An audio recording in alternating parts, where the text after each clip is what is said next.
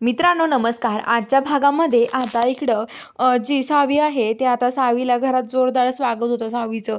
तिला घरात आणतात आणि तेवढ्यात आणल्यावरती आता लगेच ते बायका बाकीच्या म्हणतात, "हे बघा धैर्य, तुम्ही आता सावीच्या भांगामध्ये कुंकू भरा, त्यांच्या कपाळावर कुंकू लावा," असं म्हणतात. आणि आता लगेच ते कुंकू असतं ते लगेच आता जो धैर्य आहे तो सावीच्या कपाळावरती कुंकू लावतो.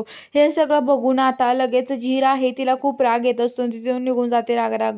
सगळेजण तिच्याकडे बघतात तर इकडे आता दया मामा दारू पीत बसलेला असतो आणि तो आता घरी यायला निघतो. तो म्हणतो की मला तिकडे जायलाच हवं आणि कारण की मला बघायलाच हवं नेमकं काय आहे ते त्यांचं, असं म्हणतो. आणि आता लगेच तिकडं जी सावी आणि धैर्य आहेत ते रूममध्ये येतात आणि रूममध्ये आल्यावरती आता रूममध्ये तिथे लगेच जो धैर्य आहे तो तिथे उभा असतो. तर आता सावी धैर्यजवळ जाते आणि ती पडायला लागते, तेवढ्यात धैर्य तिला धरतो आणि आता ते एकमेकांजवळ गेल्यावरती आता लगेच एकमेकाच्या डोळ्यात बघत राहतात. तर धैर्य म्हणतो की हे बघा सावी, तुम्ही असं काय करताय हो?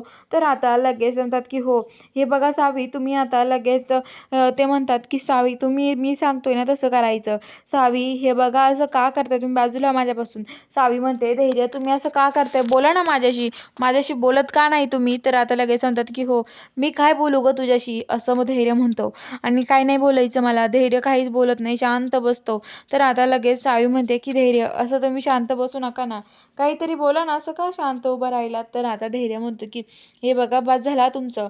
तर आता लगेच धैर्य तिला सोडतो आणि सावी म्हणते, तुम्ही माझ्या प्रश्नाचं उत्तर द्या धैर्य, असं का वागताय तुम्ही? अहो कधीतरी तुम्ही, मला माहिती आहे, कधीतरी तुम्ही माझ्या प्रेमाचा स्वीकार करताल आणि माझ्यावर प्रेम आहे म्हणून मला सांगताल.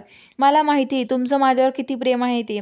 पण तुम्ही असं का करताय धैर्य, मला सांगा ना, असं म्हणतात. तर म्हणतात की तुम्ही काळजी करू नका, आम्ही आहोत ना तुमच्यासोबत, असं म्हणतात. आणि आता लगेच जो धैर्य आहे ती सावी म्हणते की धैर्य, हे बघा तुम्हाला मी एक सांगू का, तुम्ही ना कधी ना हे करणारच आहे, तुम्ही कधी ना कधी आमच्या जमिनीत येणार आहे, तुम्ही स्वतःहून भाऊंच्या जमिनीत येताल बघा, नाही तर मी काय म्हणतोय ते.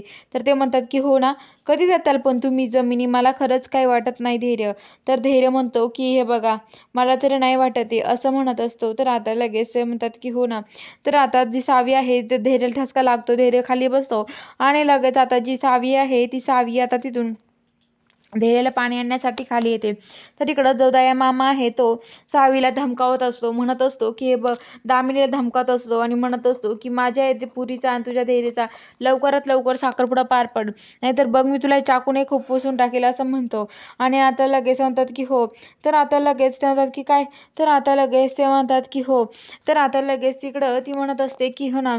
तर आता लगेच तो खुपसून टाकेन म्हणल्यावरती आता लगेच ते म्हणतात की खुपसून टाकणार आहे का तुम्ही? तर आता लगेच ते म्हणते की धैर्याचं ती त्याचा हात पकडते आणि त्याला तिकडे घेऊन येत असते आणि तिकडे ती त्याला घेऊन येते रूममध्ये आणि तो म्हणतो की हे बघ माझ्याकडे काय आहे.